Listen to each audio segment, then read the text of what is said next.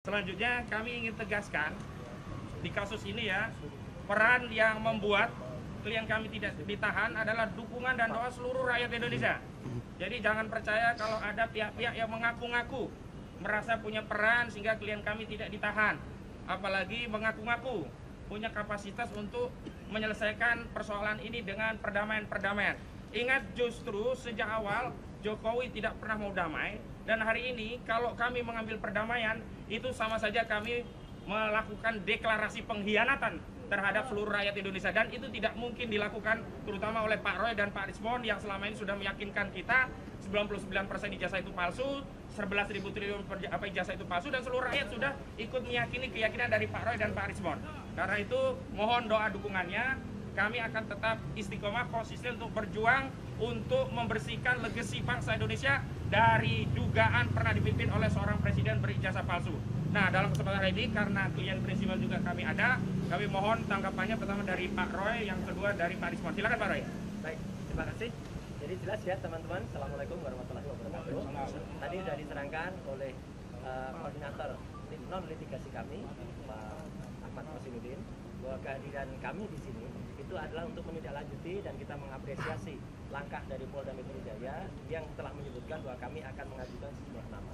Sejumlah nama itu penting, karena apa? Satu ya, misalnya ahli ITE, informasi dan transaksi elektronik dengan Undang-Undang Nomor 11 Tahun 2008, kemudian sudah direvisi menjadi Undang-Undang Nomor 19 Tahun 2016, terakhir direvisi Nomor 1 Tahun 2024, itu sudah disusun oleh orang-orang yang mengerti undang-undang, dan yang akan mengajukan ini adalah orang yang ikut menyusun Undang-Undang Informasi dan Transaksi Elektronik, pernah menjadi bagian dari pemerintahan selama belasan tahun ya, bahkan mungkin puluhan tahun. Jadi bukan sekedar orang, katakanlah dia dosen di sebuah kampus, kemudian dia membaca Undang-Undang ITE, dia menerjemahkan sendiri Undang-Undang ITE. Jadi kalau hanya itu, banyak orang yang bisa membaca dan menafsirkan, dan kemudian menjadi salah. Salahnya apa? Kemudian ada pasal 32, kemudian ada pasal 35 yang tiba-tiba ditimpakan atau diselundupkan kepada saya, Dr. Rismon, dan juga mungkin kepada teman-teman yang lain. Itu adalah pasal yang salah, karena berulang kali pihak sana mengatakan, kan ijazahnya analog. Iya, pasal 32, 35 itu tentang dokumen elektronik, gitu loh. Jadi salah besar, bukan analog. Jadi dari situ yang salah. Kemudian ahli linguistik, ahli bahasa, itu juga sudah punya sertifikat, baik nasional maupun di atas itu. Jadi benar-benar ahli hukum pidana, adalah sudah berulang kali menjadi ahli pidana di berbagai kasus, berbagai hal, bukan yang hanya langganan di depan BAP. Ya, jadi kami lihat ahli-ahli yang mereka lakukan itu satu, ya, tidak pernah berkualifikasi seperti itu, hanya bisa membaca undang-undang, bukan pembuat undang-undang. Jadi nggak bisa dong menafsirkan undang-undang. Saya kebetulan yang membuat juga, tapi karena saya dalam hal ini yang diajukan statusnya menjadi tersangka, maka saya nggak bisa. Tapi yang di atas saya inilah orang yang bersama-sama saya dulu, ya, yang dulu ikut, dan dia di sisi pemerintah, saya di sisi individu. Jadi saya kira itu ya, clear anunya apa agenda kita hari ini. Sekaligus juga kita mengajukan gelar perkara khusus untuk supaya apa? Kasus ini supaya terang benderang diketahui oleh masyarakat dan lainnya. Dan sekali lagi saya ingin menyampaikan terima kasih kami kepada semua pihak yang sudah ikut membantu membersamai ibu-ibu, mak-mak, teman-teman tokoh-tokoh aliansi independen, ya, dan juga lawyer terutama yang di bawah koordinasi Pak Petrus Celestinus dan juga Pak Ahmad Kosinuddin. Saya kira itu ya, mungkin akan disambung oleh Bang Rismon. Silakan. Ya, silakan, oh, satu lagi dikit. Semalam ada satu acara, saya nggak nyebut TV-nya ya, yang ada seseorang yang tanpa kualifikasi yang jelas, ya, menjelaskan tentang VGGNet, menjelaskan tentang ArcFace, menjelaskan tentang FaceNet. Waduh, itu seperti anak kecil yang barusan dapat kuliah sehari, kemudian dia nerangin. Dia nggak bisa nerangin kayak itu kualifikasinya apa gitu loh. Dan pada acara lain sebelumnya, acara yang dipandu oleh Bang Karni, udah saya bantah itu semuanya. Hanya sayang semalam itu saya kebetulan ada di, bukan, ada kebetulan di TV lain, gitu loh. Jadi jam yang sama, waktu yang sama, maaf, jam waktu yang sama. Harusnya saya juga ada di situ, karena itu geser harinya bukan pada hari biasanya.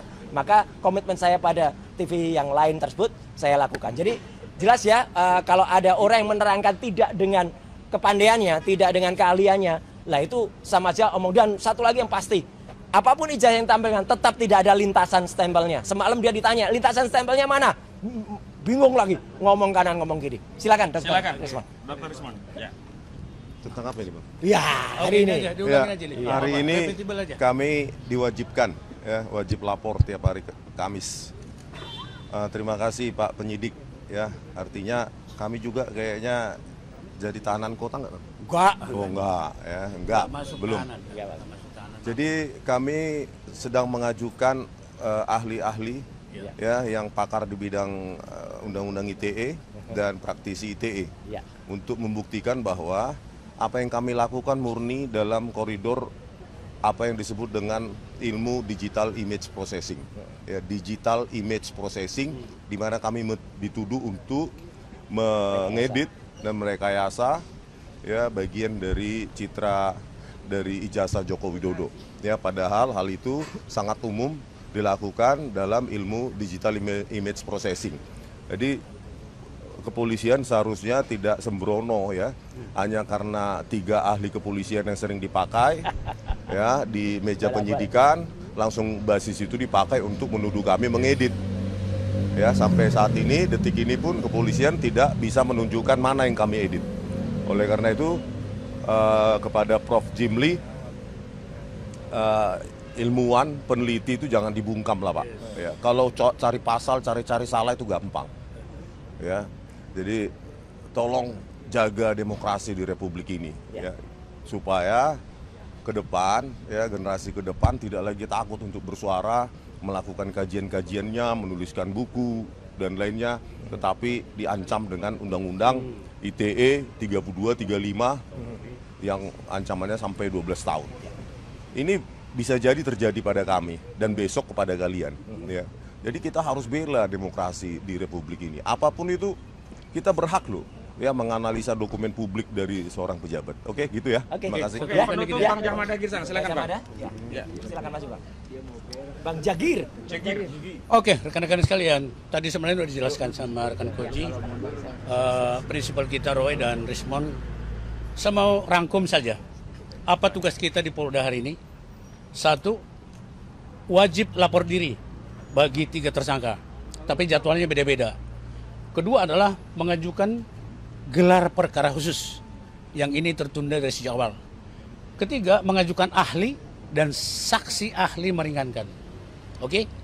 Satu hal yang mau saya tambahkan, saat ini juga kita sedang bersidang di KIP. Tadi Mas Roy jelaskan, KIP itu paralel dengan yang ada di Polda ini. Paralel tuh. Kebetulan kuasa hukum yang ada di KIP juga kan kami juga. Ya, gitu ya Mas Koji ya, sama rekan Gapur. Jadi di sana dan di sini itu paralel dan saling melengkapi. Mudah-mudahan akan semakin cepat terungkap apa yang menjadi terbenam, istilah saya terbenam di bangsa ini beberapa tahun terakhir ini.